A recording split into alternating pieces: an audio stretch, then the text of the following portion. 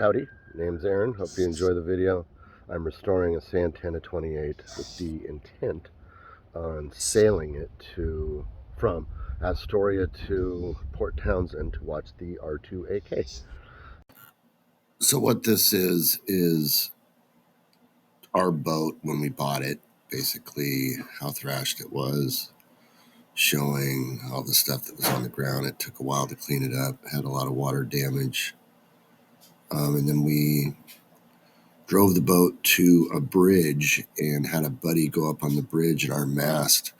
We fought the current, kind of just went right up to it, and he was able to put my rope through the block up there, and we got our jib sheet in that way.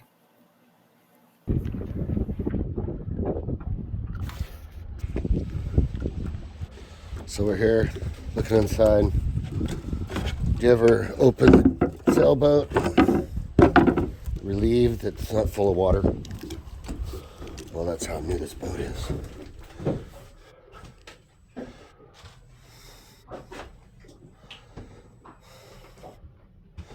So when we bought it, it was pretty much full of just loose debris and parts, and it looks like the water level had come up maybe a third in here. So it ruined most of the woodwork. We had to tear it all out. It's quite a project. It's only a 28 footer. Our idea to do with this kind of stuff is to, we're going to do the fiberglass trick where you mesh it up and try to fill these holes. And I'll just try to blend the boat with fiberglass and scrape the junk off and just paint it, not have wood detail there. And then the sink goes here on a stock one. I put a water heater strapped down. It's plumbed like a house. I used Weersbo. It's the only thing in here that requires any normal power. So we'll have an inverter for that and for anybody that needs to charge something. Other than that, it's all 12 volt. I filled one panel, just the cheap one you get on the internet. If I ever do post this, give me comments on this stuff. Let me know if I'm going to be buying new stuff soon. There's the quarter berth. Everything's nice and open. I plan on trying to put a electric motor here where these chemicals are. I have a plumbing snake I'm going to hook up to it, and it'll be the second thing that goes off the inverter. If I get this power bank, which is 2 batteries now, I'd like to have 3. But it works great for just all the brand new LED lights and the navigational lights. The anchor light is something I haven't had a chance to check. Anybody has any tricks on getting up there, let me know. Yeah, it's a little unorganized right now. It has a bathroom.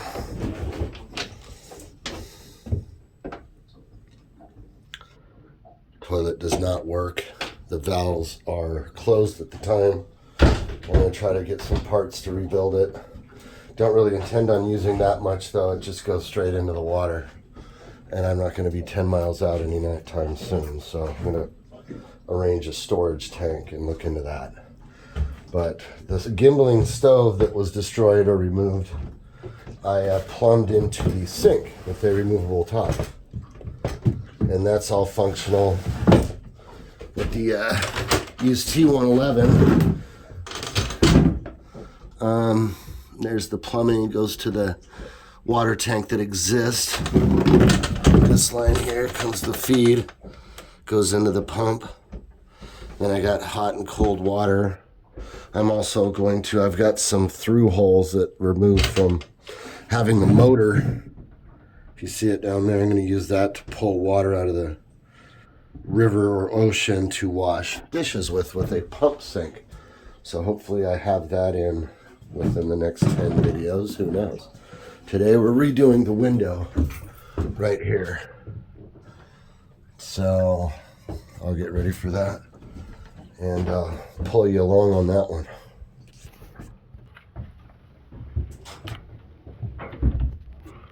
The temporary window is this piece of wood here. I just have on with a couple screws. And the problem with my new window is it has one slice instead of two, one in the middle, and I don't want to chop up my boat a bunch, so we'll see how that fits and what I got to do to customize it. This is what it looks with the port window out and cleaned up, ready to go. So, of course, like any job, nightmare number one is starting. The window, apparently I misunderstood the measurements, but it's bigger. But I do have a Sawzall, and I love cutting into 50-year-old fiberglass. Not. Alright, well, hopefully I can set up the video for the cut so you guys can watch me pray. Okay, let's try that. Alright, I'm going to try to cut it. If it starts flailing real bad, I'm going to stop it. I assume no problem. Just, it's going to make a mess.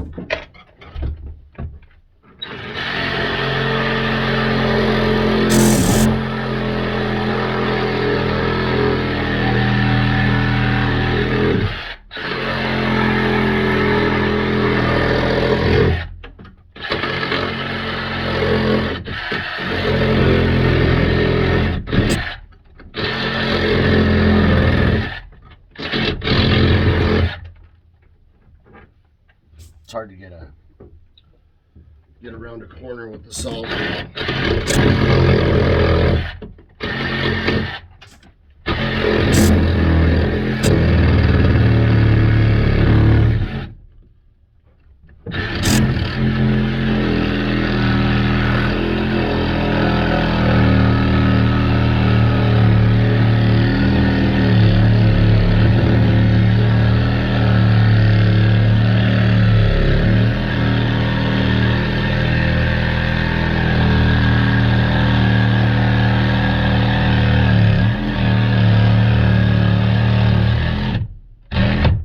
This should answer the question, is there wood in between the two layers of fiberglass? Yes, and I've exposed that. Alright, so it is a bad call. But, in my defense, there's already separations. So the leak that's causing damage is causing damage either way, but I might have to grind out some of the wood now to put a layer of fiberglass in there, so if it does leak, then it doesn't ruin my boat. So yeah, I don't recommend doing this.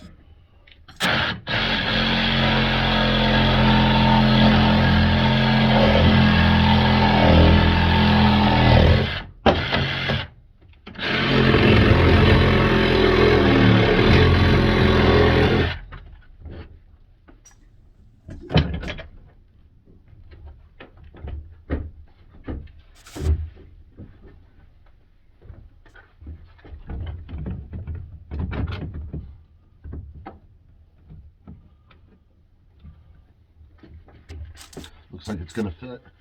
I gotta make that last scary notch that I don't want to make, because it's not like the stock boat.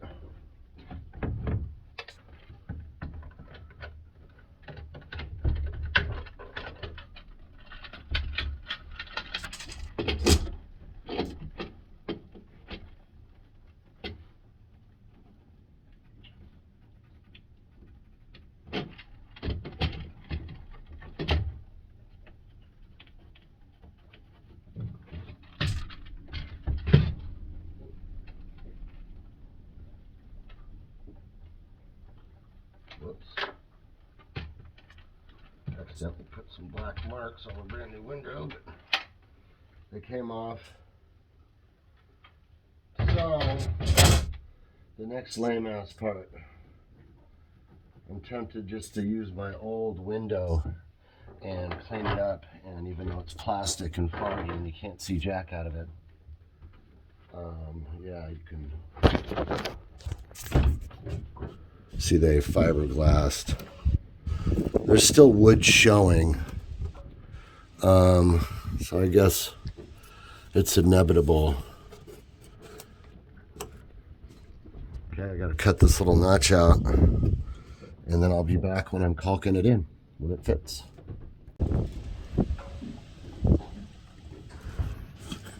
Old notches, new notch. Had to cut it out more.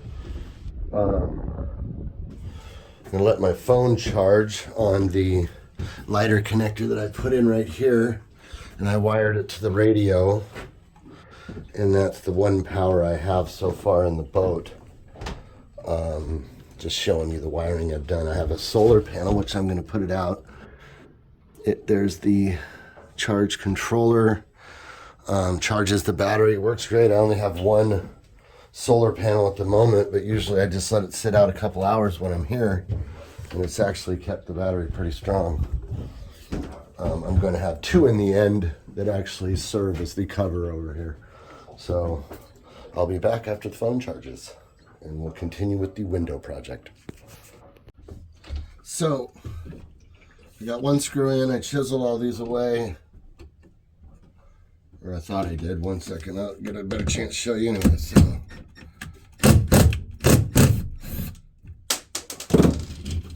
do it twice, do it nice. The old saying. But these little lines, like I said before, they're from the old fiberglass. I haven't decided whether I'm going to actually try to remove them all, but I'm treating it more like tree fort quality. I want everything to be strong, doesn't have to look nice, comfortable. Firm believer in comfort. So I'm not even going to caulk this side, and I'll tell you why.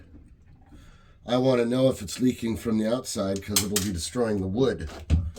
It's like a house. I don't see why you would caulk the inside of a house. But we'll see if I'm screwed up there. But I want my seal to be on the outside. It's a nice tight fit. No caulk on the inside. So the stock window didn't have any bolts going through the outside. I have regular 100% silicone. I know that I can remove it if it doesn't work, but I didn't see much difference between that and anything else. But I don't think I want to use these bolt holes. Each one of these screw holes is a potential place for water to get through. It's kind of weird the way they do this on boats and not having the permanent flange on the outside. I'm sure it has to do with the drain or something, but I think I could figure out a way to have it on the outside. But I'm going to screw down the two outside edges in two spots and just hope the glue holds everything else, because I don't like putting holes through it. But it doesn't sit flat.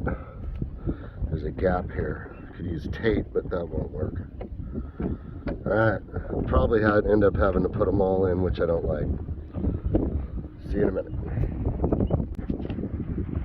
So I filled all the gaps with silicone and put about a 1/4 inch bead all the way around and put a bunch against the edge in there. And when I put it down the first time, no caulk squeezed out on the seam, on this inner seam, which is what made it leak last time. It leaks through the inner seam, and it doesn't make it inside. It ruins the wood in between your fiberglass and the boat. So I filled that entire gap with silicone and then took it off again and made it a thicker bead, so it squeezed out along this edge and it squeezed out along this edge. I didn't put a screw there, didn't put a screw there, and I didn't put a screw there, and I didn't put a screw there, but they are filled holes with silicone, and I left them because the less holes through the hull, the better. Or not the hull, the deck, but less holes through the boat. So that's it. It's siliconed on there. I think it's sunlight that I'm worried about.